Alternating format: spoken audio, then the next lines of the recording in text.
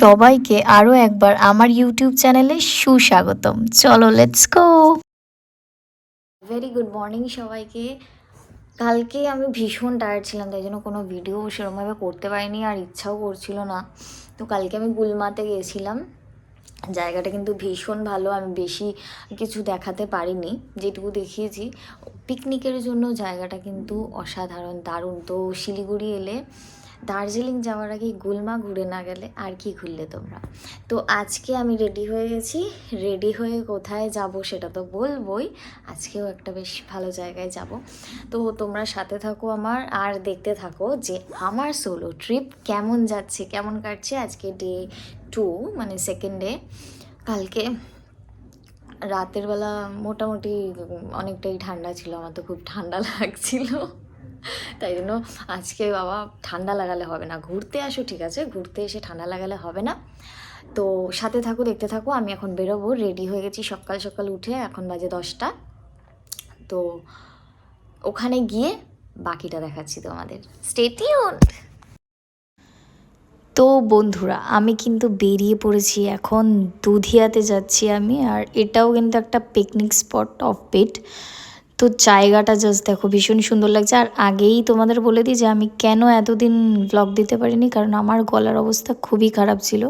এখনও তোমরা বুঝতে পারবে যে খুব খারাপ আছে, বাট ভাবলাম যে অনেক দিন হয়ে গেছে, এবার তো আমাকে পার্ট 2টা দিতেই হবে। তো রাস্তাটা জাস্ট দেখো, ভীষণ ভালো লাগছিল, আমার মধ্যে ভীষণ এক্সাইটমেন্ট কাজ করছিল। আর যেটা আমি সবার প্রথমে গিয়েই খেয়েছি সেটা হচ্ছে ম্যাগি। ম্যাগিটা দেখতে যত না ডেলিশিয়াস ছিল, তার থেকে বেশি ইয়ামি ছিল, টেস্টি ছিল, ভীষণ ভালো ছিল এই ম্যাগিটা খেতে। আর প্রত্যেকটা জায়গায় গিয়ে আমার যেটা না করলে পেটের ভাত মনে হজম হয় না, সেটা হচ্ছে রিলস করা। তো আমি এখানে রিলস করতে নেমে গেছিলাম। তারপরে তো জুতো ফুতো খুলে নদীতে নেমেছি, যেহেতু আমি জানি যে আমার জামা কাপড় না হলে ভিজে যাবে আর আমার খুব ঠান্ডা লেগে যাবে, যেটা আমার এই মুহূর্তে লেগেছে। আর জলের স্রোত জাস্ট দেখো, আমার তো ভীষণ ভালো লাগছিল। এখানে সবাই এসে বেশ মজা করে পিকনিক করে, আর আমার তো ওরকম পিকনিক করার কিছু ছিল না।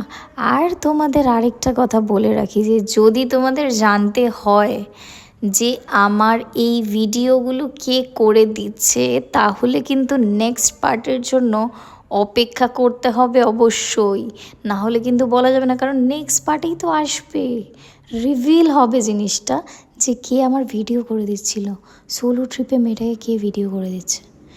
Just wait and watch. তো তোমরা দেখতে থাকো। আর তারপরে এখানে ঘুরে টুরে অনেকক্ষণ সময় কাটিয়ে বেরিয়ে গেছিলাম আবার বাড়ির দিকে। আর ওই দেখো, ওখানে কিন্তু গান ফায়ার হচ্ছিল। তো বিকালে ঘুম থেকে উঠে দেখা হচ্ছে তোমাদের সাথে। তো আমি কিন্তু এখন বেরিয়ে পড়েছি। আমি দুপুরবেলা ঘুমিয়ে পড়েছিলাম, ঘুম থেকে উঠে ভাবলাম যে না, আজকে একটু বিকালবেলা তো বেরোতে হবে। আমি বেসিক্যালি বিকালে বেরোচ্ছিলাম, তো চা খেতে বেরোলাম। তো চাটা একটু বেশ ভালোই খেতে। তো সাথে থাকো, দেখতে থাকো।